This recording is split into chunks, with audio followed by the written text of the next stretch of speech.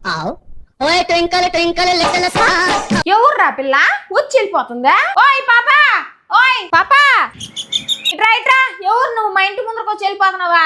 ఇక్కడే మీ పక్కింట్లో కొత్తగా చేరామక్క. పాలు పొంగిచ్చేదానికి చక్కెర లేదని మా నాయన మిమ్మల్ని కొంచెం అడగమన్నాడు. మళ్ళీ ఎందుకు అడగకుండా వెళ్ళిపోతున్నావు? ఏం లేదక్క, మీరు పెడతారో పెట్టరా అని. ఏ పాపా, ఏ పాపా పాపా, ఏమే పాపా పాలు పొంగిచ్చేస్తున్నారా? ఆ పొంగిచ్చానక్క. మా నాయన ఆకు ఒకరు దమ్మంటే తీసుకోబోతుండ. చక్కెర అడిగినావు, ఇచ్చే లోపే పరిగెత్తుకుంటా వచ్చేసినావే. ఎందుకో డబ్బులు లేకుండా అడగడం నాకు నచ్చలేదక్క, అందుకే వచ్చేసా. ఇరుగు పొరుగు వాళ్ళ దగ్గర మాదిరికి మొహమాటాలు ఉండకూడదమ్మా. అన్ని డబ్బుతోనే కొనలేం కదా. రేపు మాకేదైనా కావాలంటే మీరు ఇయ్యద్దా?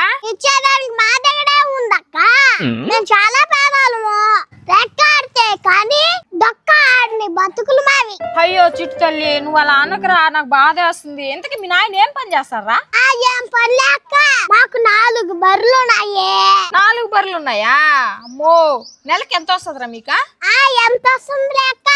మా డాడీ చేయి పేకి లేపి పాలు పితకుతాడా ఇన్ని పాలు వచ్చాయి.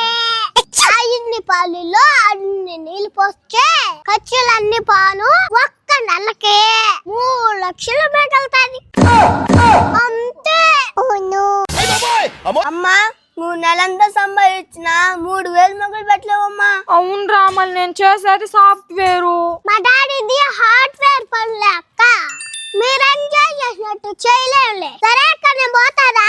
మా డాడీ విమానంలో అమెరికాకు పోయి పిడక్లు అమ్మి నన్ను న్యూయార్క్ తీసుకోబోతా అన్నాడు ట్రిప్ కి.